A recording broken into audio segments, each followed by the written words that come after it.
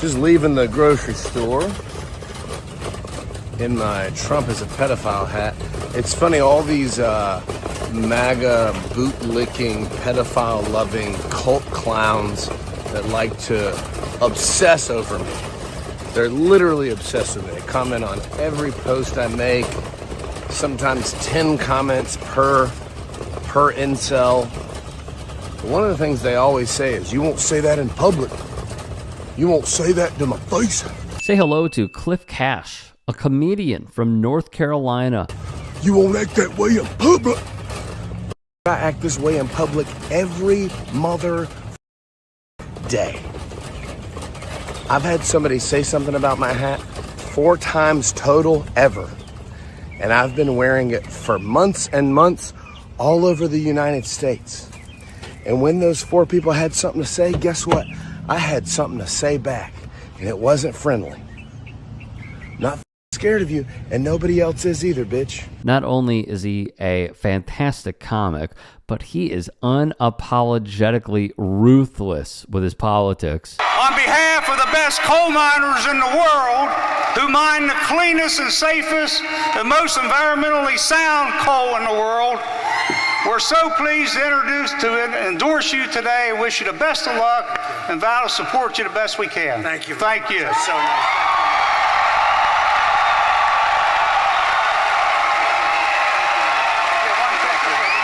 Nice. Y'all put it on, right?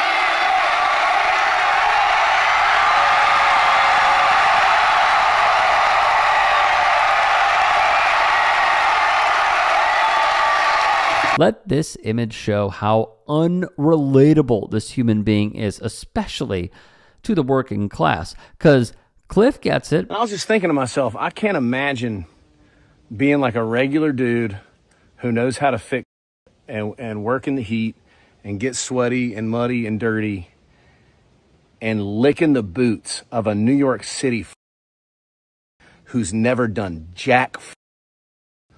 Donald Trump's never held a hammer. I mean, I didn't like George W. Bush, but at least that motherfucker knew how to work a chainsaw or ride a horse or shoot a shotgun. I guarantee you Donald Trump wouldn't know how to use a miter saw if you put it in front of him. The guy's How can you go work your ass off every day and put on a pair of boots and get dirty and get sweaty and do manual labor? And clearly this tough guy persona is important to you because you guys talk about alpha and beta and soy boy and snowflake. Y'all talk about that all the time.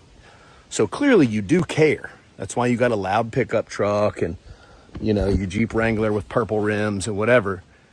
Y'all are so fixated on macho-ness. And I'm telling you, this is a dying pedophile with a on his neck who paints his face orange every day and in his pants.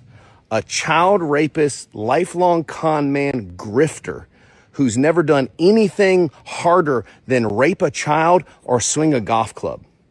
And he has to lie about how good he is at swinging a golf club. And he has to lie about not being a child rapist. And y'all are licking his boots? And you think you're a tough guy? You're an easily duped dude. None of what he said is inaccurate, by the way. Not a single syllable.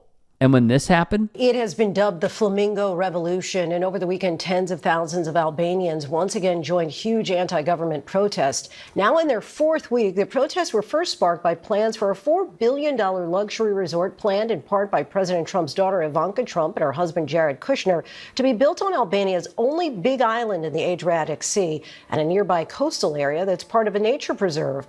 The project now faces accusations of corruption and illegal development. If you could speak to Ivanka Trump and Jared Kushner, what would you say? Hands off. Hands off. Albania is not for sale. Nearly 5 years ago, Ivanka Trump and Jared Kushner were drawn to the island by its beauty. The couple joined a multi-billion-dollar project with Albania's government to build an exclusive luxury hotel and resort on the island and a nearby peninsula. But there's a problem. The island is not, as Ivanka Trump said, private. In reality, it's public land, part of a protected nature reserve. Home to many species of birds, including flamingos, now the symbol of what activists call the Flamingo Revolution. Last month, a move by authorities to seal off part of the land sparked the protest. Most of us have seen by now the Albanians marching, resisting the Kushner-Trump effort to build some unwanted five-star resort. There's another video of citizens just straight up going to this island where they're trying to start construction and like physically impeding them from doing so. And I'm just proud of these people for standing up for their country and their fellow countrymen and for the environment, and just having backbone and courage in general. And in the meantime, our country is literally being run by a dying pedophile with dementia who's in his pants, who is breaking the law like 1,000 times a day. I mean, like, what they've done to the environment here doesn't even, like, no comparison to anything going on anywhere else. They're selling away public lands. They're allowing oil and gas exploration in sensitive areas.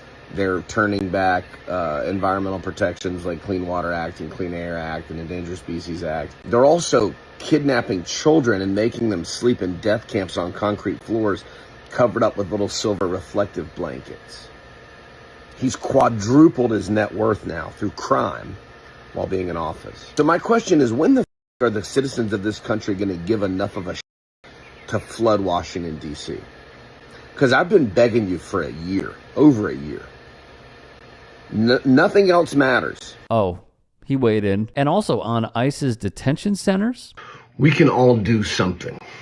I think that's the real bottom line to all of this. Because the GEO Group, who is headquartered in Boca Raton, Florida, they run almost all of these ICE detention centers. This is a for-profit, profit-based prison company that is very much sucking the teat of the Trump oligarchy. For everyone in South Florida, they've got an email. They've got a physical address, rather. And I think you should consider going. If you're an activist in Florida, an organizer, I think you should have already been at the GEO Group. Maybe you have, and I don't know about it, but